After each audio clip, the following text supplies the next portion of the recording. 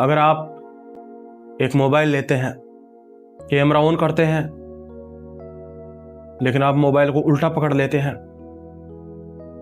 तो मोबाइल को जैसे ही आप उल्टा पकड़ते हैं आपको सारा दृश्य उल्टा दिखाई देता है। तो इसका मतलब यह नहीं है कि वो दृश्य उल्टा है, इसका मतलब यह है कि आपका मोबाइल का एंगल उल्टा है। अब कई व्यक्ति ऐसे मत कहना कि हमारे मोबाइल में ऑटो रोटेट सिस्टम चालू है। मुझे पता है चालू है, लेकिन एग्जाम्पल को समझने की कोशिश करना, क्योंकि मैं आपसे ये आस नहीं लगा रहा कि आप एक महामूर्ख हो। मैं आपसे आस लगा रहा हूं कि आप एक ज्ञानी हो और महाज्ञानी हो। अब तुम्हारे अंदर एक सवाल आ सकता है, क्या अब भी व्यंग्य कर रहे हो, सटायर कर रहे हो? नहीं। तुम्हारे दिमाग में मूर्ख की परिभाषा क्या है? मेरे दिमाग में मूर्ख की परिभाषा यह है जिसे सीखने की इच्छा नहीं है,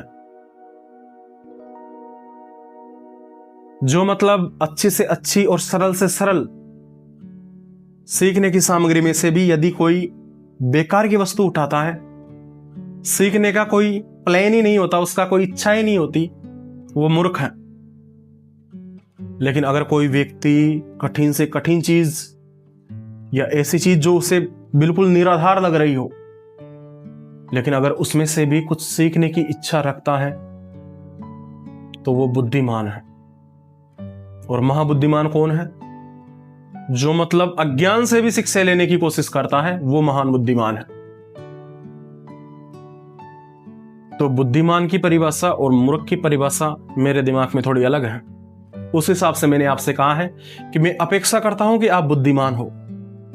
मैं ये अपेक्षा नहीं करता कि आप एक मूर्ख हो, और ये अपेक्षा तो बिल्कुल नहीं करता कि आप एक महामूर्ख हो, बल्कि उल्टा ये अपेक्षा कर रहा हूं कि आप तो महाज्ञानी हो, क्योंकि ज्ञानी की परिभाषा मैंने आपको बता दी। तो जो मैंने अभी एक कैमरे का उदाहरण दिया, इसे आप जिंदगी के कई क्षेत्रों में प्रयोग करके देख सकते हैं। ये एक तरह से इशारा कर रहा हूं मैं कि अगर नजरिया खराब है तो जो नजारा है, जो दृश्य है, उसको दोष दे रहे हो तो गलती तुम्हारी है, उस दृश्य की कोई गलती नहीं है। कोई चीज बहुत सोच समझ के लिखी गई है और बहुत लोगों की समझ में आ चुकी है, लेकिन वो इतनी कठिन है कि आपकी समझ में नहीं आ रही, तो इसका मतलब ये नहीं है कि वो चीज बेकार है।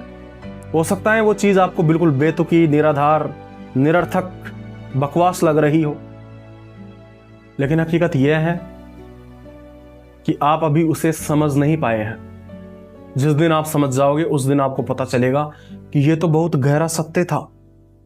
तो ठीक उसी प्रकार अगर ज्ञानी व्यक्ति का नजरिया ही गलत है ना,